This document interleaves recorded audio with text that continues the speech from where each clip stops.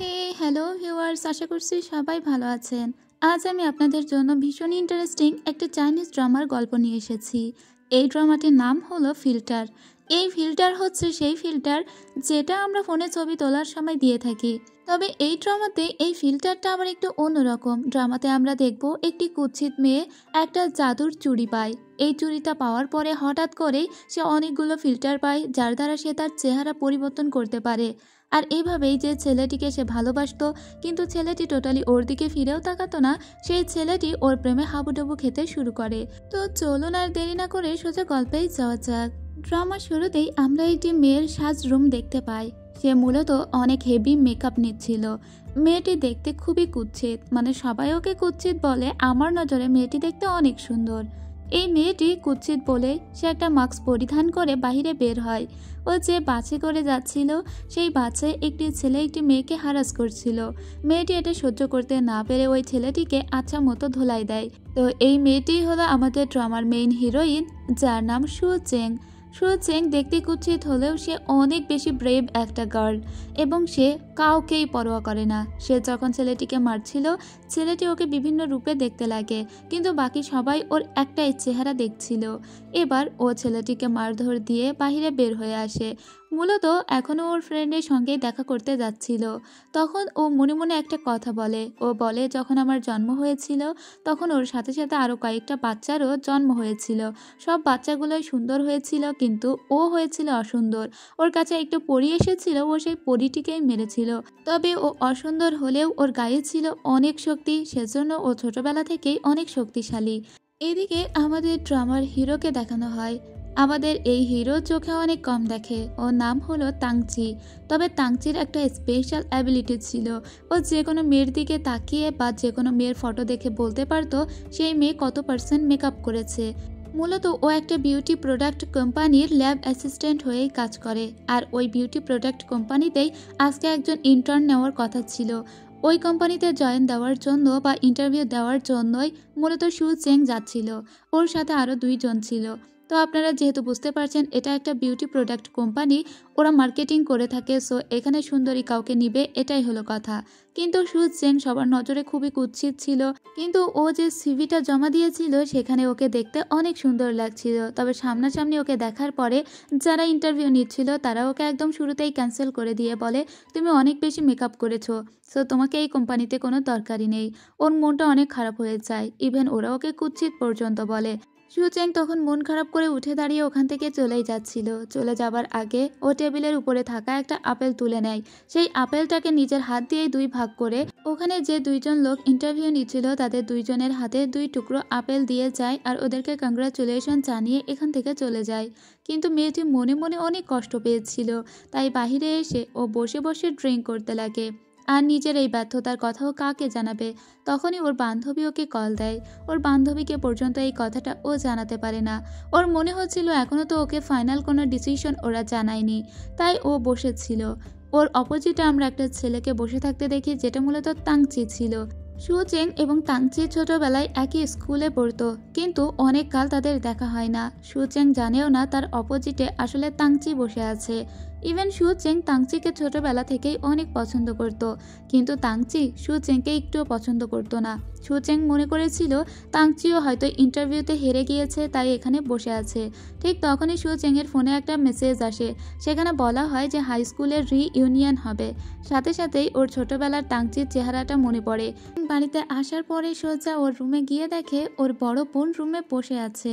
ওর বড় বোন দেখতে বেশ সুন্দর ছিল, তাই সে বেশ ভাব নিয়ে চলতো। কিন্তু ছোট বোন হিসেবে সু চেং ছিল খুবই কুৎসিত দেখতে। এটা নিয়ে ওর বাবা মায়ের আবার বেশ চিন্তা হতো। কিন্তু সু চেং খুবই ব্রেভ একটা গার্ল ছিল। এদিকে আমরা ল্যাবে কাজ করতে দেখি তাংচিকে। তাংচি ল্যাবে যখন কাজ করছিল ঠিক তখনই ওর বন্ধু ইউ এখানে আসে। মূলত ওর বন্ধুর সঙ্গে এই পার্টনারশিপেই ওরা একটা কোম্পানি চালায়। ওর বন্ধু ওকে বলে, আমাদের স্কুলের রিইউনিয়নের জন্য সবাইকে ইনভাইট করা হয়েছে, তোমার তো সেই মেয়েটির সঙ্গে দেখা হবে যে মেয়েটি স্কুল লাইফে তোমাকে পছন্দ করতো।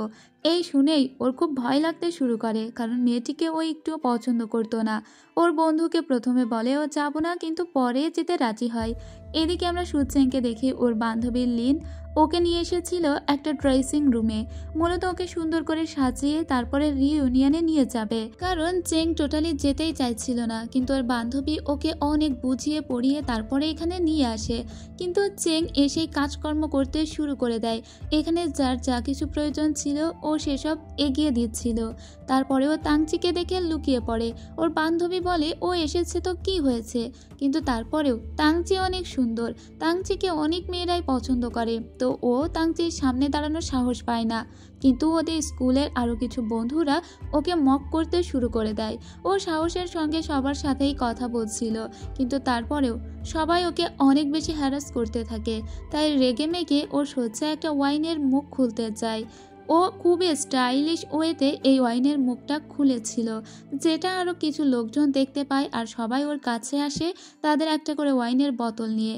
ঠিক তাংচিও এসেছিল। তাংচির কাছে যে বোতলটা ছিল সেটার মুখ খুলতে গিয়ে ওর ভিতর থেকে অনেক ওয়াইন বাইরে চলে আসে। আর এখানে এত বেশি পরিমাণে চেং মেকআপ নিয়ে এসেছিল যে ওর চোখের কাজল, মেকআপ এসব দিয়ে একদম বিশ্রী অবস্থা হয়ে যায়। সাথে সাথেই তাংচি ওর একটা ছবি তুলে নেয়। ও তাংচিকে জিজ্ঞেস করে কীরকম লাগছে আমাকে দেখতে। তাংচি বলে খুবই বাজে, খুবই বিশ্রী। এরপরে মন খারাপ করে চেং ওখান থেকে বাহিরে চলে আসে। চেংয়ের প্রচণ্ড মন খারাপ হয়। ওর বান্ধবীর সঙ্গেও ও বেশি কথা বলে না, কাঁদতে কাঁদতে যেতে লাগে। সমস্ত রাস্তার মানুষ ওর দিকে অন্যরকমভাবে তাকিয়ে থাকে। চেংয়ের এতটাই মন খারাপ ছিল যে হাঁটতে হাঁটতে ও একটা গলির ভিতরে চলে যায়। সেখানে গিয়ে তাকে একটা বুড়ি মহিলা, সে কিছু ফুল বিক্রি করছে। ওই মহিলা ওকে কিছু ফুল দেয়। ও এই ফুলগুলো কিনে নেয়। তারপরে মহিলা ওকে বলে একটু দাঁড়াও।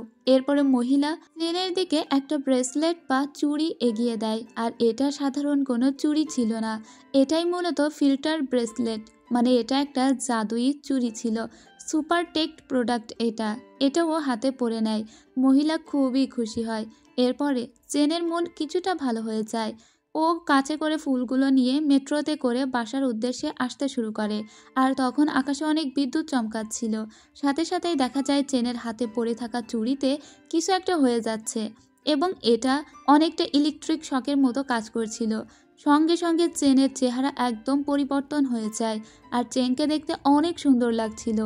এরপরে চেং হাঁটতে হাঁটতে যখন যাচ্ছিল, সব মানুষ ওর দিকে অনেক সুন্দর করে তাকায়। ইভেন ওর বাবা মা ওর সামনে দিয়ে চলে গেলেও ওর বাবা মা ওকে চিনতে পারে না।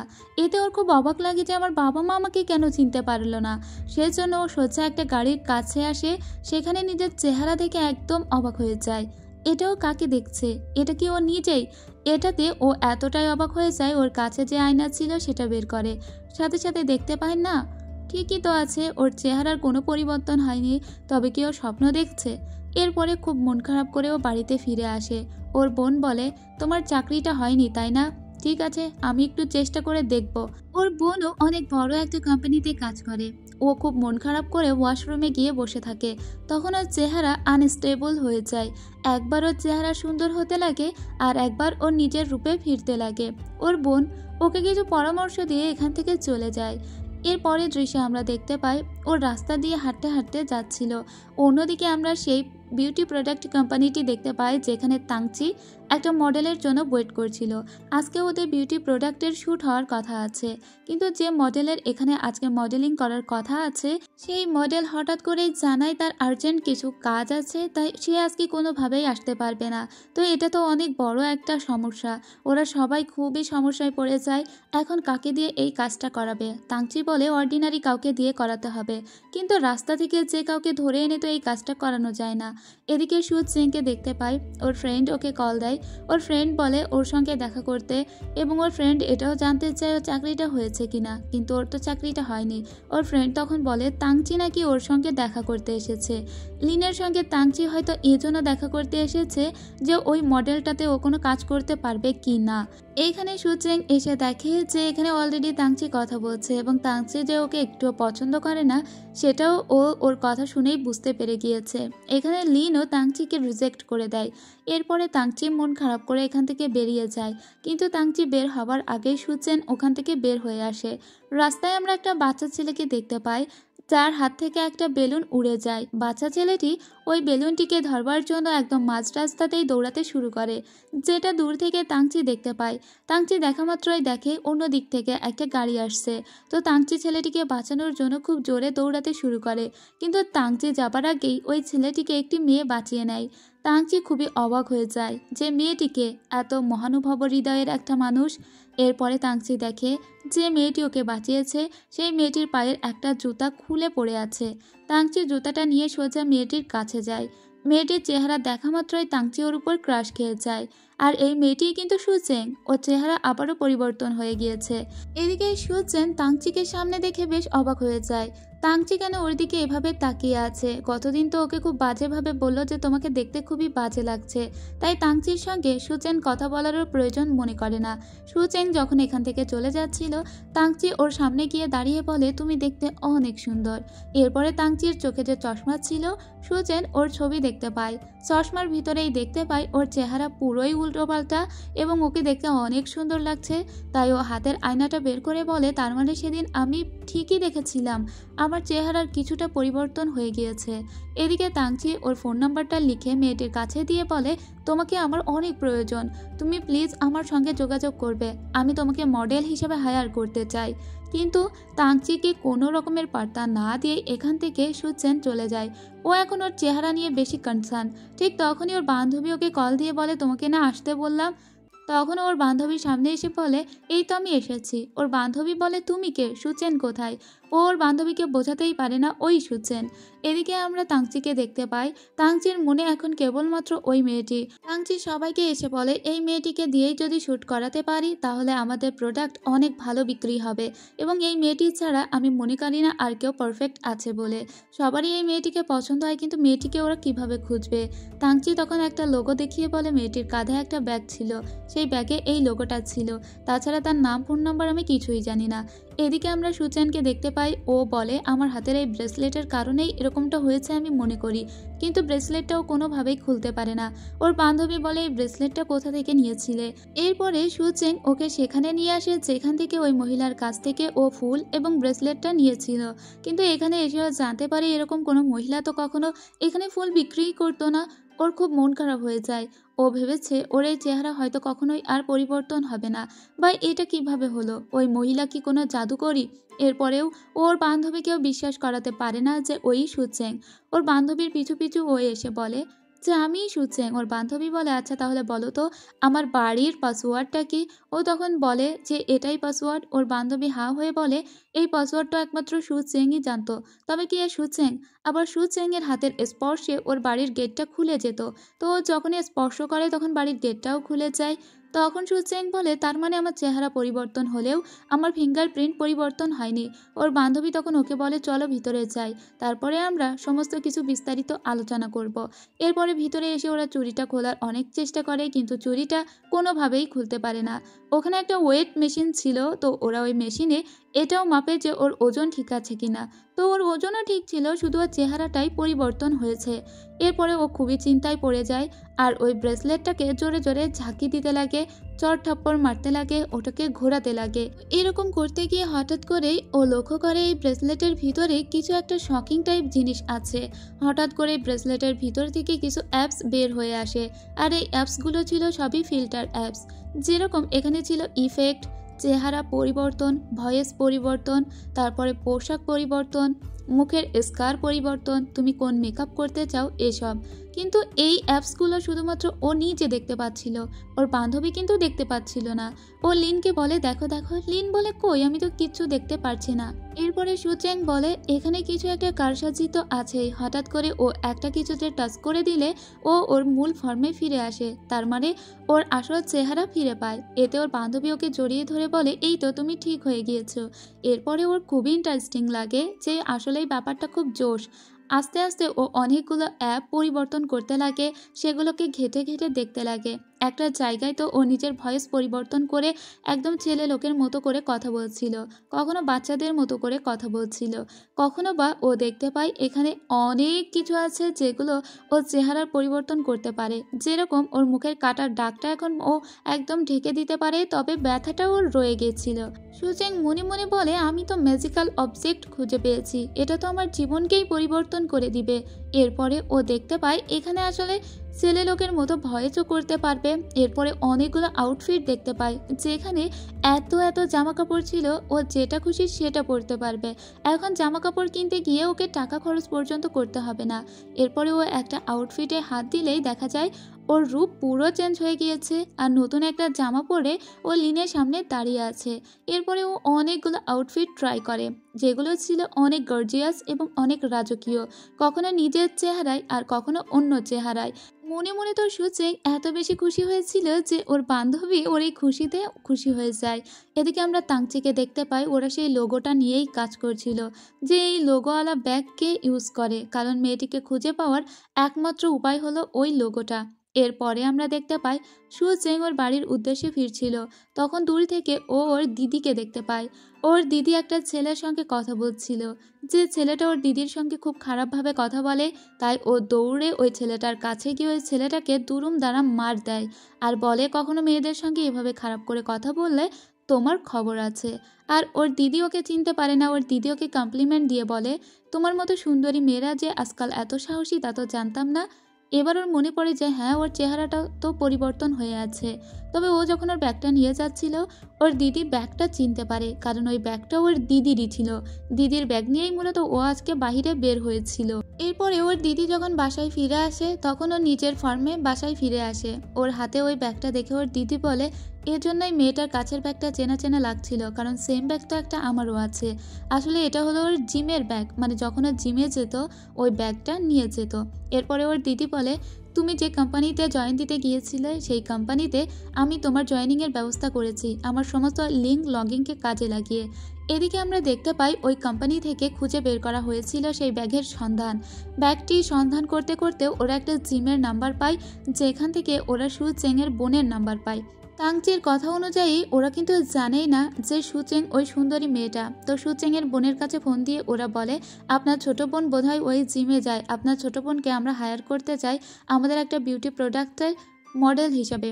এখন এরা ভেবেছিল ওই সুন্দরী মেয়েটি হয়তো ওই মেয়েটি, কিন্তু এরা তো আর জানে না ওই সুন্দরী মেয়েটি আসলে সুচেং।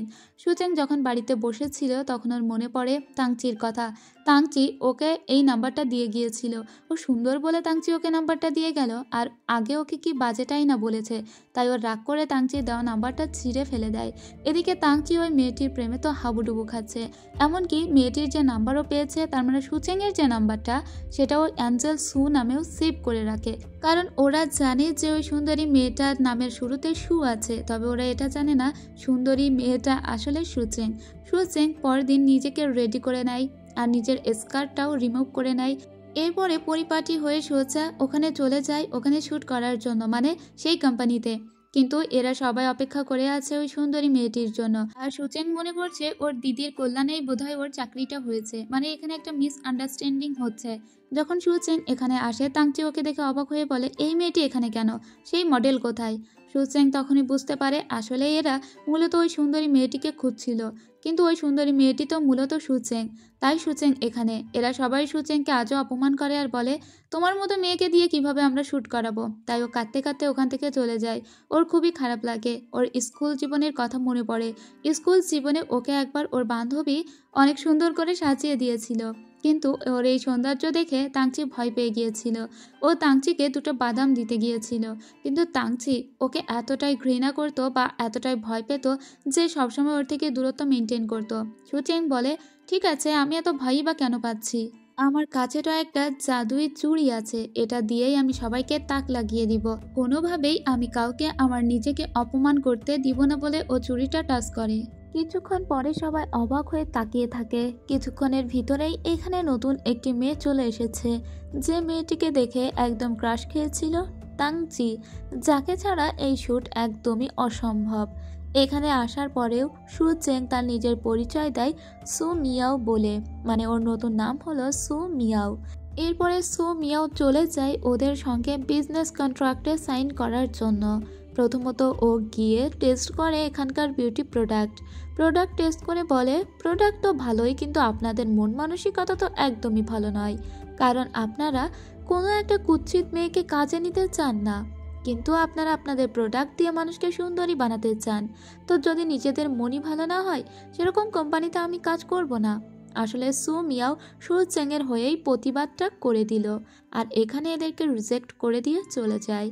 সবাই ওর চলে যাওয়াতে অবাক হয়ে যায়, কি হলো ব্যাপারটা, মেয়েটা এত সুন্দরী, এত টাকা অফার করলাম, তারপরেও কেন কাজ করবে না? তাংচি বলে, ও ঠিকই বলেছে, আমরা কেবল সৌন্দর্যেরই কদর করি। এরপরে সু চেং ওর নিজের রূপে ফিরে আসে আর ওর ফ্রেন্ডের সঙ্গে গল্প করে বলে আজকে ও খুবই স্যাটিসফাইড, ও তো এমনটাই চেয়েছিল। এমনকি ওর বান্ধবীও ওর এই আচরণে খুবই খুশি হয়। ওর বান্ধবীর কাছে তখন বারবার তাংচি মেসেজ দিতে থাকে। তাংচি বারবার সু চেংয়ের নাম্বারটা চাচ্ছিল, কারণ তাংচির এখন সু চেংকেই লাগবে। সু চেংয়ের সঙ্গে সু মিয়াওয়ের কিছু মিল আছে বলে মনে হয়েছে তার, সেজন্য সে সু চেংয়ের নাম্বারটা খুঁজছে, কারণ সু মিয়াওয়ের কোনো নাম্বার তাংচির কাছে ছিল না। তবে ওই মেয়েটিকে তো ওদের মডেল হিসেবে লাগবেই। পরদিন আমরা দেখতে পাই সু চেং যখন বাড়ির দিকে যাচ্ছিল তখনই ওর দিকে তাংচি এগিয়ে আসে, কেননা ওর বান্ধবী লিন তাংচিকে সু চেংয়ের নাম্বারটা দেয়নি। তখনই তাংচি এসে সু চেংকে বলে, আমার মনে হয় তুমি সু মিয়াওকে চেনো, তাই না? সু চেং মনে করে যে ও হয়তো ধরা পড়ে গিয়েছে। তখন তাংচি বলে, তোমার হাতে যে ব্রেসলেটটা আছে ওই সেম রকমের একটা ব্রেসলেট আমি সু মিয়াওয়ের হাতেও দেখেছি। তো আমার মনে হয় তোমরা দুজন একে অপরের খুবই ক্লোজ ফ্রেন্ড। তাছাড়া তুমি যে ব্যাগটা ক্যারি করো সেই সেম ব্যাগ আমি দেখেছিলাম সু মিয়াওয়ের কাছেও। আর এগুলোই তো বলে দেয় তোমাদের ভিতরে একটা মিল আছে। আমার মনে হয় তোমরা একে অপরের বন্ধু। তো আমি সু মিয়াওয়ের নাম্বারটা চাই, আমি চাই সে আমাদের সাথে কাজ করুক। তুমি কি ওকে একবার কল দিবে? সু চেং তখন কল দেয়। মূলত কলটা সে লিনের কাছে দেয়। ও লিনকেই সু মিয়াও সাজিয়েছে। ও বলে, শোনো সু মিয়াও, তোমার সঙ্গে তাংচি কাজ করতে চাইছে, তুমি কি কাজ করতে চাও? লিন বুঝতে পারে যে এখন ওর সামনে তাংচি দাঁড়িয়ে আছে। লিন বলে, হ্যাঁ, তাংচিকে বলে দাও, আমার কাজ করতে কোনো অসুবিধা নেই। তখন সু চেং বলে, আমার বান্ধবী সু মিয়াও বলেছে ওর কাজ করতে অসুবিধা নেই, তাই তুমি এখন যেতে পারো। পরে সু চেং যখন বাড়িতে আসে ও পুনরায় সু মিয়াও রূপে চলে যায়। ও নিজেকে একটু বাজিয়ে দেখছিল, ওকে এই রূপে কি সত্যিই এত ভালো লাগে যে তাংচি ওকে দিয়ে কাজটা করানোর জন্য একদম পাগল হয়ে গিয়েছে। যাই হোক, ওর বান্ধবী বলে, তুমি এখন সু মিয়াও সাহায্য ব্যাপার না, তারপরে ওকে দেখাবে খেলাটা। আজকে সু মিয়াও সেজে মূলত তাংচির সঙ্গে দেখা করতে গিয়েছিল সু চেং। তবে ও এরকম একটা ড্রেস পরেছিল যে ড্রেস দেখে খুবই অ্যালার্জি হবে তাংচির। ছোটবেলায় এরকম ঝিকমিকি একটা ড্রেস পরা দেখে তাংচি বমি করে দিয়েছিল। সেজন্য ছোটবেলার ওই প্রতিশোধটা তোলার জন্য মূলত ও আজকে এত ঝিকিমিকি একটা ড্রেস পরে এরকম একটা বারে এসেছে। সচরাচর এরকম বারে কেউ একটা আসে না। যাই হোক, তাংচি যখন এখানে এসে ওর এই লুক দেখে তো ওর খুব অবাক লাগে। তারপরে সু মিয়াও তো শুরু করে দিয়েছে আরও ওর যত রকমের অ্যাক্টিং জানে সেই সমস্ত কিছু। এতে ও নিজেকে একটু বাজে প্রমাণ করছিল, যাতে অন্তত পক্ষে তাংচি ওকে খারাপ চোখে দেখে এবং ওকে খারাপ বলে, কারণ সু চেংকে তো তাংচি কখনোই দেখতে পারতো না। এরপরে ও ছাগলের ভুড়ি ভাজা অর্ডার করে, যে খাবারটা ছোটবেলা থেকেই তাংচি একদমই খেতে পারতো না। ছোটবেলায় একবার সু চেং ওর সামনে এই খাবার নিয়ে গিয়েছিল আর তাংচি ওখান থেকে উঠে চলে গিয়েছিল। তাংচির এই খাবারে খুবই অ্যালার্জি, তারপরেও আজকে সু মিয়াওয়ের জন্য ওকে জোর করে এই খাবারটা গিলতে হয়। আর এটাই তো প্রতিশোধ নিতে চেয়েছিল সু মিয়াও। এরপরে ওর নিজের মুখটাকে ও একটা ইফেক্ট দিয়ে একদম লাল বানিয়ে ফেলেছিল, যাতে অন্তত পক্ষে তাংচি ওকে এবার তো খারাপ বলে। কিন্তু তাংচি এবারেও বলে, তোমার তো অ্যালার্জি হয়ে গিয়েছে, চলো ডক্টরের কাছে যাবে। ও তাংচিকে বলে, আমাকে দেখতে খারাপ লাগছে না? তখন ও বলে, না, তোমার অ্যালার্জি হয়েছে। তবুও তাংচি ওকে খারাপ বলল না। তখন ওর রাগ করে বাড়িতে চলে আসে। সু চেং ওর বান্ধবীকে বলে, আমি এত নিজেকে খারাপ প্রমাণ করার চেষ্টা করলাম, তারপরেও তাংচি আমাকে খারাপ বলল না। অথচ সু চেং হিসেবে আমি ওর সামনে নিজেকে এত ভালো দেখানোর চেষ্টা করি, তারপরেও ও কখনোই আমাকে ভালো বলে না। যাই হোক, সু চেং পরদিন আবারও ওই অফিসে যায়, কারণ ওর তো চাকরিটা চলে যায়নি। আগের দিন ও শুধু অপমানিত হয়েছে, তো চাকরিটা ওকে এখানে কন্টিনিউ করতে হবে। কিন্তু এখানকার কোনো কলিগই ওর সঙ্গে কেউই ভালো করে কথা বলে না। তবে ও সবার সঙ্গে খুবই ফ্রেন্ডলি কথা বলার চেষ্টা করে। সবাই ওকে এক প্রকার একপাশেই রেখে দিয়েছিল। যাই হোক, ও এখানে এসে দুটো বই পায়, যে বই দুটো ও একদিন একটা বেঞ্চের উপরে পেয়েছিল। এরপরে ওদের মিটিং ডাকা হয়, যে মিটিংয়ে বলা হয় ওদেরকে অবশ্যই সু মিয়াওকে এই কাজে নিতে হবে। এরপরে তাংচি সু মিয়াওয়ের নাম্বারটা জোগাড় করে আর ওকে কল দেয়। মূলত এই নাম্বার সু চেংই দিয়েছিল। এখন ফোন তো একটাই, সু চেংয়ের দুইটা নাম্বার দুই নামে তাংচি সেভ করে রেখেছে। তো একটা সিম ও সু চেং হিসেবে চালায় আর আরেকটা সিম সু মিয়াও হিসেবে চালায়। যে সিমটা ও সু মিয়াও হিসেবে চালায় সেই সিমে কল দিয়ে এখন তাংচি সু মিয়াওয়ের সঙ্গেই কথা বলতে চাইছিল। তো সু চেংই এখন ভয়েসটা একটু ইফেক্ট দিয়ে সু মিয়াও হিসেবে কথা বলে। আর তাংচি ওকে বলে, দেখো আমি তোমার সঙ্গে একবার কথা বলতে চাই, তুমি প্লিজ আমাদের এখানে কাজ করো। তখন সু মিয়াও বলে, ঠিক আছে আমি তোমাদের ওখানে কাজ করব, কিন্তু যদি সু চেং বলে, সু চেং যেটাই বলবে আমি সেটাই করব, কারণ ও আমার বান্ধবী। এরপরে ও আবারও সু চেং হিসেবে কাজের অফিসে ফিরে আসে। তখন ওকে ডেকে তাংচি বলে, আমার সু মিয়াওয়ের সঙ্গে কথা হয়েছে। তখন সু চেং বলে, হ্যাঁ ও তো আমার ফ্রেন্ড, ও আমাকে বলেছে, ও নাকি তোমাকে এটা বলেছে আমি যেটা বলবো সেটা করতে। ঠিক আছে, তুমি যদি সু মিয়াওকে এখানে কাজ করাতে চাও তাহলে যেটা বলছি সেটাই করো। এরপরে ও তাংচিকে বলে একটা ভিডিও রিলস আকারে দিতে, যেখানে দেখা যাবে ও নিজের মুখেই পানি ছুড়ে দিচ্ছে আর ওর মেকআপগুলো গলে গলে পড়ছে। সেখানে ও সরি বলবে সু চেংয়ের কাছে। তো এটাও পোস্ট করে দেয়।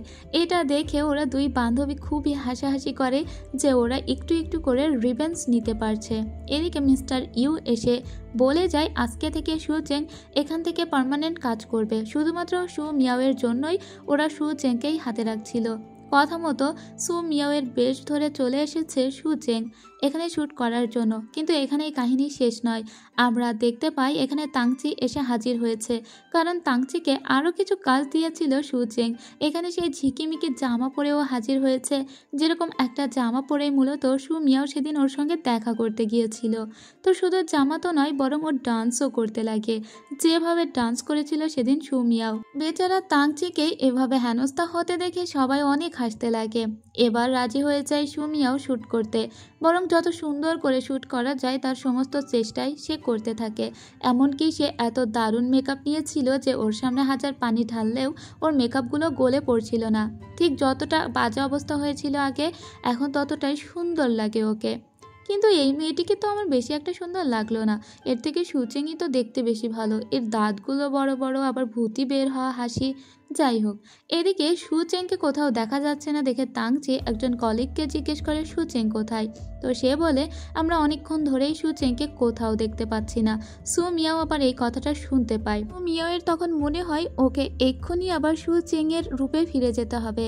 এদিকে সু মিয়াওয়ের কাছে যেহেতু সু চেংয়ের নাম্বার, যাই হোক মানে সু চেংই তো সু মিয়াও, তো সু চেংয়ের যে নাম্বারটা ইউজ করে সেখানে তাংচি কল দিয়ে ওকে খোঁজ করলে ও সোজা গিয়ে ওর লুক চেঞ্জ করে পুনরায় আবারও সু চেং হয়ে ফিরে আসে।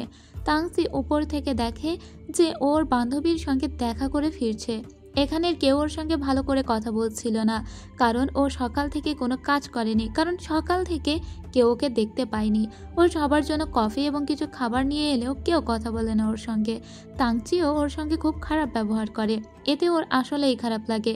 কিছুক্ষণ পরে সবাই আবার সু মিয়াওয়ের খোঁজ করলে ওকে পুনরায় রূপ বদল করে সু মিয়াও হিসাবে সামনে আসতে হয়।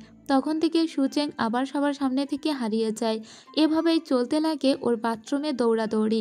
একবার ও সু মিয়াও হিসেবে আসে, আর একবার যখন সু চেংকে সবাই খোঁজে তখন আবার সু চেং রূপে হাজির হয়।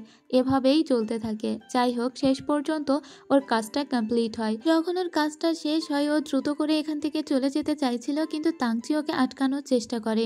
তারপরেই ও সু চেং রূপে আবারও পুনরায় ফিরে আসে। তখনও ওকে সবাই কিন্তু একটু এড়িয়ে চলছিল। তবে আজকে যেহেতু অনেক ভালো একটা কাজ হয়েছে, তাই ওর সমস্ত কলিগরা সবাই একটা পার্টিতে যায়। সেখানে গিয়ে ওরা অনেক ড্রিঙ্ক করতে শুরু করে। এরপরে সু চেং ওর বান্ধবীকে কল দিয়ে বলে এই বারের সামনে আসো, আমি তোমার গাড়িতে করে চলে যাব। ওর বান্ধবী ওর গাড়িতে নিয়ে আসে সেই বাড়ির সামনে। কিন্তু তখনই আমরা মিস্টার ইউকে দেখতে পাই। ও অনেক ড্রিঙ্ক করে অনেক মাতাল হয়ে গিয়েছিল, সেজন্য একটা গাড়ি পেয়ে সোজা সেই গাড়িতে উঠে পড়ে। আর এই গাড়িটা পার্ক করা ছিল একদম রোড সাইডে, সেজন্য এখানকার ট্রাফিক পুলিশ দ্রুত ওকে গাড়িটা নিয়ে চলে যেতে বলে। সো ওর বান্ধবী আর পিক আপ করতে পারে না সুচেংকে। সুচেং তখন ওর বান্ধবীর কলটা রিসিভ করে বলে, ঠিক আছে, কোনো ব্যাপার না, আমি নিজেই চলে যাচ্ছি। ওর বান্ধবীর খুবই রাগ হয় যে এই উৎকট ঝামেলার লোকটা কোথা থেকে এসে উড়ে এসে জুড়ে বসলো, এখন আমি আমার বান্ধবীকেও পিক আপ করতে পারছি না। তো অলরেডি এখানকার বারটিও বন্ধ হয়ে যাচ্ছে, এখানে শুধুমাত্র তাংচি পড়ে আছে। বারের লোকটি বলে যে তাংচিকেও এখান থেকে নিয়ে যেতে। পরদিন সকালবেলা আমরা একটা বাড়ির দৃশ্য দেখতে পাই, যেখানে গভীর ঘুমে ছিল সু মিয়াও বা সুচেং। কিছুক্ষণ পরেই ও দেখে ও আসলে তাংচির পাশে ঘুমিয়ে আছে এবং ও মনে করে এটা স্বপ্নও, কিন্তু না, এটা আসলেই বাস্তব। দ্রুত করেই ও বেড থেকে নেমে পড়ে। তারপরেই ওর মনে পড়ে গত রাত্রে কী হয়েছিল। গত রাত্রে মূলত ও তাংচিকে তাংচির বাড়িতে নামিয়ে দিতে এসে অনেক বেশি ক্লান্ত হয়ে পড়ে আর তাংচিকে সোজা ওর রুমে নিয়ে আসে আর তাংচিকে ধাপাস করেই নিচে ফেলে দেয় আর নিজে বেডের উপরে ঘুমিয়ে পড়ে। এই পর্যন্তই ওর মনে আছে। তড়িঘড়ি করে ও নিজের জামা কাপড় ব্যাগ এগুলো নিয়ে দৌড়ে বাইরে বের হয়ে আসে। যখনই ও দরজা দিয়ে বের হচ্ছিল তখনই তাংচি ওর পিছু পিছু উঠে আসে। ও দরজা বাহিরে থেকে ভিতরের দিকে ঠেলে দেয়। তাংচিও ঠেলাঠেলি শুরু করে। এর ভিতরে ও নিজের চেহারা বদলে নেয় আর ইয়া বড় করে একটা হাসি দেয়। একে দেখে অবাক হয়ে যায় তাংচি। তখন এ তাংচিকে শুভ সকাল বলে আর বলে, সকালে ব্রেকফাস্টটা করে নিও অ্যান্ড টেক কেয়ার। এটা বলে ওই মেয়েটি চলে যায়, মানে সু মিয়াও। কিন্তু তাংচি বেচারা অবাক হয়ে গিয়েছে। ও কি তবে এই মেয়েটির সঙ্গে রাত কাটিয়েছে? তবে ওর তো কিছুই মনে পড়ছে না। তখন ও মনে করার চেষ্টা করে। গত রাত্রে যখন ওর জ্ঞান ফিরেছিল তখন ও দেখে ফ্লোরে শুয়ে আছে। তারপরে ও নিজেই বেডে উঠে শুয়ে পড়ে। কিন্তু ওর মনে হয়েছে পাশে কেউ ছিল, তবে ও স্পষ্ট করে মনে করতে পারে না। এখন ওর এটা খেয়াল হয় যে তাহলে এখানে সু মিয়াও ছিল। সাথে সাথে ওর বন্ধুকে কল দেয়। এদিকে ওর বন্ধু তো লিনের গাড়িতে ঘুমাচ্ছিল। ওর বন্ধু যখন এই কথা শোনে তখন লিন এখানে এসে জোরে চিল্লাচিল্লি শুরু করলে তাংচি মনে মনে বলে, তুমিও তাহলে একটা মেয়ের সঙ্গে রাত কাটিয়েছো? এটা বলে ফোন কেটে দেয়। এখানে একটা ওর রাবার ব্যান্ড পায়, যেটা ও মনে করেছিল সু মিয়াওয়ের। সু মিয়াও ভুল করে রেখে গিয়েছে, তাই রাবার ব্যান্ডও নিজের হাতে রেখে দেয়। এদিকে আমরা ইউকে দেখতে পাই। ইউয়ের কাছে অনেক টাকা দাবি করেছিল লিন, যেহেতু একটা ভাড়ার কষ্ট আছে। তো এখন ইউয়ের কাছে 200 টাকা ছিল, ও 200 টাকা দিয়ে যায় আর বলে, ওই চ্যাটে আমরা অ্যাড হয়ে নি, আমার ফোনের এখন চার্জ শেষ হয়ে গিয়েছে, পরে আমি তোমাকে টাকাটা দিয়ে দিব। পরদিন যখন সুচেং কাজে আসে তখন দেখা যায় কতদিন যে ফটোশ্যুটগুলো হয়েছিল সেগুলো নিয়েই মূলত মিটিং হচ্ছিল। আর এই মিটিংয়ের ভিতরেই বারবার তাংচি সু মিয়াওকে কল দিতে থাকে। কিন্তু এবার খুব মেজাজটা খারাপ হয়ে গিয়েছিল সুচেংয়ের। সুচেং ওর বান্ধবীকে এসে এই সব কথা জানায়। ও আবারও যখন কাজ করতে যায় তখন ওর কাছে এক গাদা ফাইল দিয়ে যাওয়া হয়। যেহেতু গত 2 দিন ধরে ও একদম উধাও ছিল, সেজন্য ওকে এতগুলো ফাইল দিয়ে যাওয়া হয়েছে এবং বলা হয়েছে আগামীকাল সকালের ভিতরে এই সমস্ত ফাইলগুলো অ্যানালাইসিস করে জমা দিতে হবে। তো সারা রাত জেগে মেয়েটা কাজ করতে থাকে। একে একে সবাই কাজ ছেড়ে চলে যায়, কিন্তু ও কাজ করতে থাকে। এদিকে সু মিয়াও যে নাম্বারটা ইউজ করতো সেই নাম্বারে তাংচি বারবার কল দিলে সু চেং নাম্বারটা বন্ধ করে দেয়।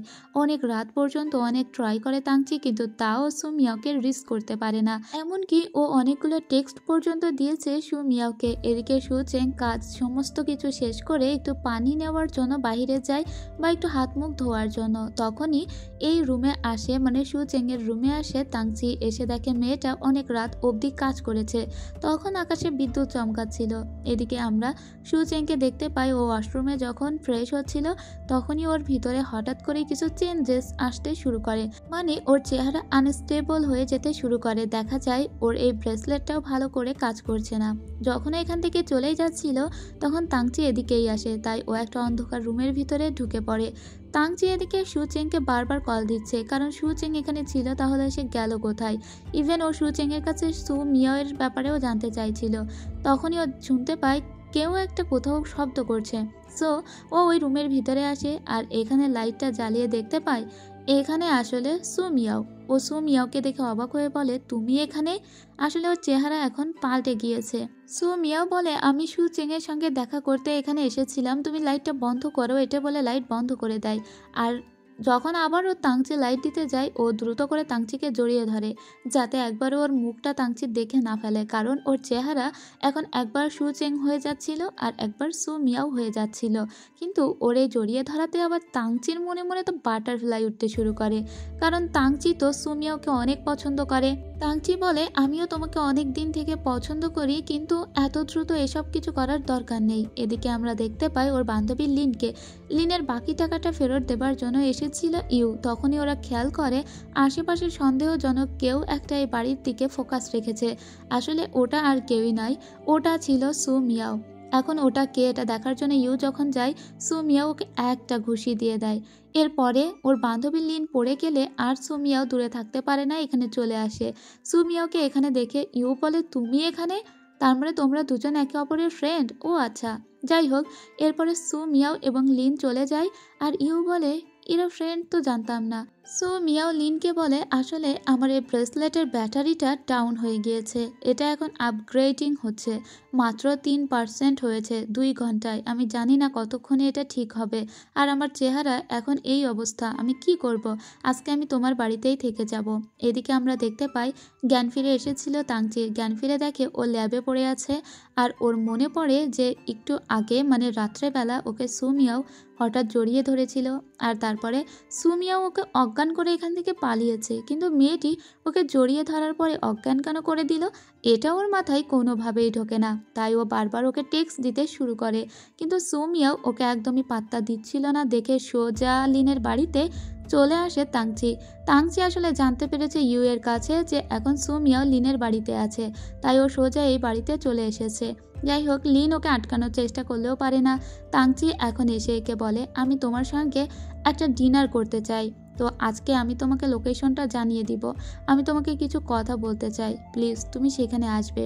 আসলে রাত্রে যে ওই সুমিয়া ওকে জড়িয়ে ধরেছিল, এই ব্যাপারটার পর থেকে ওর মনে তো সবসময় লাড্ডু ফুটছে, সেজন্য ও আজকে প্রপোজ করবে এই চিন্তা করেছে। তাই সুমিয়া ওকে বলছে যেন রাত্রে দেখা করে। এদিকে অফিস থেকে একদিনের ছুটি নিয়েছিল সু চেং, কারণ এই চেহারা নিয়ে তো অফিসে যেতে পারবে না।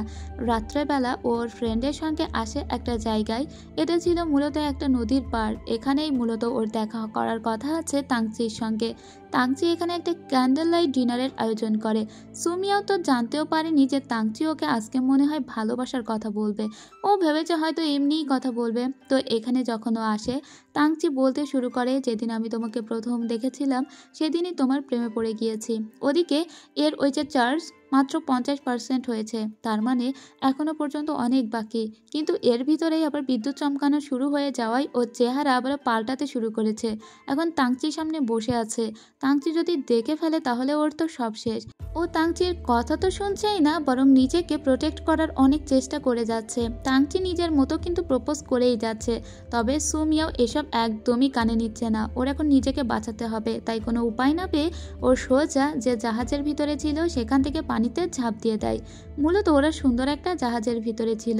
তাংচি বুঝতে পারে না হঠাৎ ওর হলোটা কি, তাই ও অবাক হয়ে যায় আর নিজেও ওর পিছু পিছু ঝাঁপ দিয়ে দেয়। এরপরে দুজনেই সাঁতরাতে শুরু করে, দুজনেই প্রাণপণে সাঁতরাচ্ছে। কোনো মতে লিনের গাড়ি পর্যন্ত পৌঁছে যায় সুমিয়াও। সুমিয়াও এসে বলে, আমি দ্রুত করে বাড়িতে চলো, এখন কিন্তু অনেক বিপদ আছে। ভাইরে ভাই, আমি এরকম প্রপোজ জীবনেও কোনো ড্রামাতে দেখিনি। এদিকে তাংচির অবস্থা খুবই খারাপ, ও বারবার সুমিয়াওকে কল দিচ্ছে, কিন্তু সুমিয়াও বলে যে আমার মনে হয় বজ্রপাতের কারণেই আমার এই অবস্থা হচ্ছে, বৃষ্টির কারণে নয়, বজ্রপাতের কারণেই মূলত আমার এই আনস্টেবল চেহারা হয়ে যাচ্ছে। আর এখন মাত্র 53% আপগ্রেডিং হয়েছে, সো এখন ওকে যেভাবেই হোক লুকিয়ে থাকতে হবে। ও লিনের বাড়িতে চলে এসেছে। এখানে এসে যখন একটু খাওয়া দাওয়া শুরু করেছে, আর কিভাবে যে ওকে প্রপোজ করার চেষ্টা করেছিল তাংচি এসব গল্প করছিল, ঠিক তখনই এখানে আবারও তাংচি এসে হাজির। বেচারা একদম কাঁপতে কাঁপতে এসে হাজির হয়েছে, আর বারবার লিনকে বলছে আমি একটিবার সুমিয়াওয়ের সঙ্গে দেখা করতে চাই। কিন্তু লিন বলে সুমিয়াও এখানে নেই। তাংচি বলে আমি তো ওর শু দেখতে পেয়েছি, ও এখানেই আছে, আমাকে একবার ভিতরে যেতে দাও। লিন কোনোভাবেই ওকে ভিতরে যেতে দিবে না, কিন্তু বেচারা তো একদম নাছোড়বান্দা, ও তো ভিতরে ঢুকবেই আর সুমিয়াওর সঙ্গে কথাও বলবে। তো দ্রুত করে ও লিনকে সরিয়ে দেয় আর ভিতরে প্রবেশ করে। ভিতরে এসেই দেখে একটা কেউ পড়ে গেছে, মানে পড়ে যাওয়ার সাউন্ড। আসলে এখান থেকে সিঁড়ি দিয়ে পালাচ্ছিল সুমিয়াও, তবে দ্রুত করতে গিয়ে ও এখানে এভাবেই পড়ে গিয়েছে।